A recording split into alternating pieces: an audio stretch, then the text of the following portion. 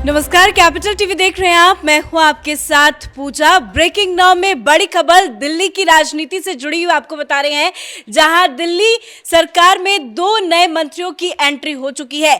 आतिशी मारलेना और सौरभ भारद्वाज को मंत्री बनाया जा चुका है। दिल्ली के एलजी ने उन्हें शपथ भी दिला दी है। तस्वीरें आपको दिखा रहे हैं, आप देखिए कि किस तरह से आतिशी मारलेना को दिल्ली की नई शिक्षा मंत्री की जिम्मेदारी सौंपी गई है। वहीं स्वास्थ्य विभाग का जिम्मा सौरभ भारद्वाज को दिया गया है। दिल्ली के उपराज्यपाल की तस्वीरें आप देख रहे हैं, जहां पे वीके सक्सेना मौजूद है। दोनों ही मंत्रियों को शपथ दिला रहे हैं। शिक्षा मंत्रालय के अलावा आतिशी को पीडब्ल्यूडी, बिजली और पर्यटन विभाग का कार्यभार सौंपा गया है। वहीं सौरभ भारद्वाज को स्वास्थ्य के साथ साथ जल, उद्योग और शहरी विकास मंत्रालय की भी जिम्मेदारी दी गई है। तो ये जो प्रमुख मंत्रालय हैं, जो बहुत वक्त से खाली पड़े थे, जब से सत्येंद्र जैन ने इस्तीफा दिया, मनीष सिसोदिया ने इस्तीफा दिया, उसके बाद केजरीवाल ने 2 मंत्रियों को शपथ दिला दी है। इस बड़ी खबर पे मेरे साथ न्यूज रूम से जुड़े हुए हैं कैपिटल टीवी के editor in chief doctor Manish Kumar. क्या सत्येंद्र जैन और मनीष सिसोदिया की कमी को ये दोनों मंत्री पूरा कर पाएंगे? देखिए, न कोई कमी है न कोई पूरा होना है। बात सिंपल सी है कि जो खबर थी कि मनीष सिसोदिया ने केजरीवाल को धमकी दी है कि कोई डिप्टी सीएम नहीं बनेगा, तो डिप्टी सीएम नहीं बना। ये भी कहा गया कि भाई हमारी जय जयकार होनी चाहिए, मीडिया में हमेशा जो है हमारे बारे में और एजेंसियों के खिलाफ आम आदमी पार्टी लगातार बोलती रहेगी। तो ये सारी चीज़ें थी। खबर ये भी आई थी कि शायद उसने ये भी धमकी दी थी कि जब तक मैंने कम से कम आप 3-4 वीक इंतज़ार कर लो, उसके बाद मैं बाहर अगर आ गया तो फिर हम वापस अपने कार्यभार को संभालेंगे। अब 2 लोगों का नाम दिया गया था, दोनों को सहमति मिल गई और आज शपथ हो गया। अब मार्क करने वाली बात क्या है कि इन दोनों ने शपथ लेने के बाद क्या कहा। इन दोनों को तो ये कहना चाहिए था कि जिम्मेदारी मैंने ली है, इस जिम्मेदारी को मैं निभाऊंगी या निभाऊंगा, जो काम अभी तक सरकार कर रही है उसको आगे करूंगा। एक फिलॉसफर बन गया। सौरभ भारद्वाज, जो जिनको डिपार्टमेंट दिया गया है, किसका? सत्येंद्र जैन का, मसाज वाले सत्येंद्र जैन का। ये कह रहे हैं कि हम उनके कदम चिन्हों पे चलेंगे। श्रद्धेय, देखो वर्ड सुनिए, वो मैं बाइट सुन रहा था, वो ये कह रहा है सौरभ भारद्वाज, कितने फ्रॉड लोग हैं ये लोग, कि श्रद्धेय सत्येंद्र जैन, ये मसाज कराने वाला, गिरफ्तार तिहाड़ जेल में बंद केजरीवाल का मंत्री, ये श्रद्धेय हो गया। तो इनकी श्रद्धा कैसे कैसे लोगों के तरफ है ये समझ में आता है। अब आतिशी मारलेना एक और स्टेप आगे। शराब घोटाले में मनीष सिसोदिया जेल गया है। वो ये बता रही है कि देखिए, जब प्रभु श्री राम वनवास के लिए चले गए थे तो जैसे खड़ाऊ रखा गया था उनके सिंहासन पे, तो वैसे ही खड़ाऊ रख करके मनीष सिसोदिया का मैं अपना डिपार्टमेंट चलाऊंगी। कहां से चुन चुन के केजरीवाल ऐसे ऐसे लोगों को लाता है। शपथ खाते हो तुम संविधान की, शपथ खाते हो तुम जनता की सेवा करने की, और बाहर निकलते ही तुम कैद में बंद अपराधी, आरोपी, घोटालेबाजों की शपथ खिला करके, बता करके तुम कह रहे हो कि भाई हम चरण पादुका रख करके हम शासन करेंगे। ये क्या चल रहा है? ये तुम्हारी पार्टी है, ये देश की सरकार है। इस जिम्मेदारी को इसको समझ में नहीं आता कि चोर उचक्कों को आप रोल मॉडल बना रहे हो। यही काम करने आया था केजरीवाल क्या? तो ये तो एक नया मसला आ गया। लेकिन अब ये तो इन दोनों की तो जो शख्सियत है वो तो केजरीवाल के पैर के नीचे की पूरी शख्सियत है। केजरीवाल ना हो तो इन लोगों को तो कोई मुखिया भी चुन ना सके। अब दिक्कत क्या है, केजरीवाल ने कहा हुआ कि शपथ लो और ये जाकर के बाहर बोलना, तो ये जाकर के बाहर बोल रहे हैं कि भाई हम चरण पादुका रख करके शासन करेंगे, और एक जो है सत्येंद्र जैन को बता रहा है श्रद्धेय, तो श्रद्धा दिखाओ। तो खैर, इतनी सारी चीजें क्यों कही जा रही है?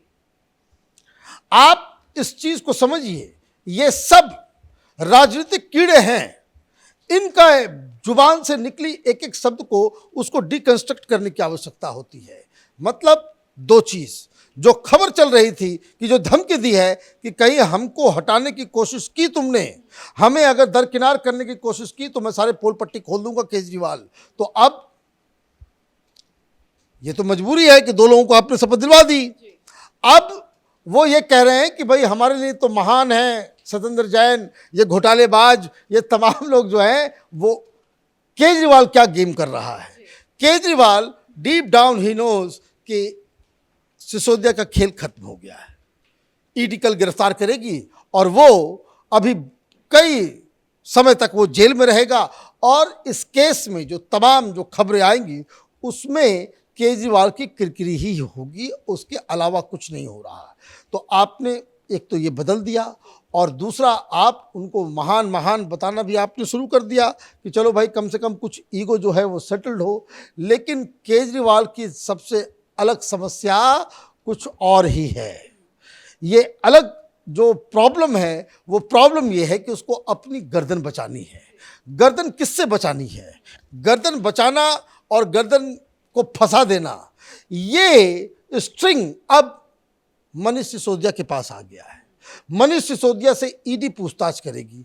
आज दूसरे दिन चल रहा है और 6-7 घंटे से वो उसकी पूछताछ जारी है। कल फिर पूछताछ होगी और अगर वो गिरफ्तार हो जाता है तब मनीष सिसोदिया क्या करेगा, यही सोच के केजरीवाल अभी परेशान होगा। अगर बाकियों की तरह जो और भी लोग पकड़े गए हैं, जो लोग सरकारी गवाह बन गए, अगर सिसोदिया पलट जाता है तो फिर ये कहाँ जाएंगे? अब दोनों तरफ खाई है। एक और समस्या, एक और विपत्ति कि अगर मनीष सिसोदिया बाहर आ जाता है 3 महीने के बाद, 4 महीने के बाद, 6 महीने के बाद, अगर वो जब वापस आएगा तो क्या अब उसको डिप्टी सीएम बना पाएगा? क्योंकि बहुत सारी तब तक में तो 5-6 महीने में इस कहानी का तो ये बात दरअसल क्या है कि ये ओपन एंड शट केस है, घोटाला हुआ है। ये अपनी चिकनी चुपड़ी बातों से, अफवाह फैला करके, मीडिया की मदद से ये डैमेज कंट्रोल के बहुत ही, इसको कह सकते हैं कि बड़ी अच्छी कामयाबी के साथ ये लोगों को बेवकूफ़ बनाने में अब तक कामयाब रहा है शराब घोटाले के मसले में। लेकिन 5-6 महीने तक क्या इसी तरीके से ये टिक पाएगा? भाई आपने तो सारे घोड़े आपने खोल दिए, भाई ध्यान भी कर लिया तुमने, भगवान का भी नाम ले लिया, बड़े बड़े सर्टिफिकेट भी दे दिए, सब कुछ हो गया। लेकिन जब ये पूरा केस की एक एक कड़ी खुलती चली जाएगी तो वो क्या सस्टेन कर पाना बड़ी मुश्किल काम होगा। और केजरीवाल की धूर्तता कहाँ तक लोगों के नज़रों में नहीं आएगी वो देखना पड़ेगा। लेकिन अगर वो पूरा एक्सपोज हो जाता है, अब मनीष सिसोदिया तब वापस आता है, तब क्या उसको डिप्टी सीएम बनाया जाएगा? फिर वापस ये तमाम जो 18 डिपार्टमेंट से क्या वापस उसको सौंपा जाएगा? ये एक बहुत बड़ा सवाल है। लेकिन केजरीवाल के सामने वैसे भी जो पार्टी चलाने में, आंदोलन चलाने में या फिर सरकार चलाने में कोई बहुत दूरदृष्टि वाला व्यक्ति नहीं है। ये जो इमीडिएट प्रॉब्लम है उस प्रॉब्लम को सॉल्व करके ही अपनी राजनीति चमकाता है, राजनीति करता है। तो अब आगे आकर के देखिए। लेकिन 2 महत्वपूर्ण विभाग, शिक्षा विभाग, स्वास्थ्य विभाग, क्यों केजरीवाल ने इन दोनों मंत्रियों पे ही भरोसा जताया? देखिए कोई बाकी नहीं आएगा। जो Kejriwal is a narcissist, Kejriwal का जो सबसे करीबी चमचा होगा, जो दिन को कहे रात तो वो कहे हाँ दिन नहीं रात है, केजरीवाल के हर चीज पे हाँ में हाँ और उसके गुलाम की तरह बर्ताव करेगा, उसको ही, सिर्फ उसको ही आम आदमी पार्टी में कोई जगह, कोई स्थान, कोई मंत्रालय मिल सकता है। क्या माना जाए जिस तरह से आतिशी और सौरभ ने बीजेपी के खिलाफ हल्ला बोला, धरना प्रदर्शन दिया, प्रोटेस्ट में लगातार नजर आए, टीवी डिबेट्स में नजर आए, उसका इनको फायदा मिला है? देखिए वो तो जाते ही केजरीवाल के कहने पे, क्या बोलना है सब कुछ केजरीवाल तय करता है। यहाँ कोई डेमोक्रेसी, कोई कुछ नहीं, ये वन मैन शो है। किस आदमी को उठना है, किस आदमी को झूठ बोलना है, किस आदमी को नौटंकी करना है। और इस बात को समझने के लिए इनके जो पुराने साथी हैं, जो छोड़ के बाहर आए हैं, उनके द्वारा लिखे गए लेख इंटरव्यूज़ को अगर आप देखेंगे तो आपको समझ में आएगा। सब माथा पीटते कि हम लोगों की जीवन की सबसे बड़ी गलती यही हुई कि हमने इस नटवर लाल की बातों पे भरोसा करके पब्लिक में झूठ कहा।